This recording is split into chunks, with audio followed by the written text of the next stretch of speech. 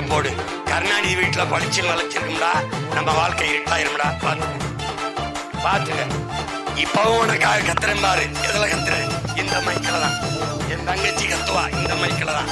மறக்காம போட்டு விடு. மைக்கில போட்டு விடு, போட்டு விடு.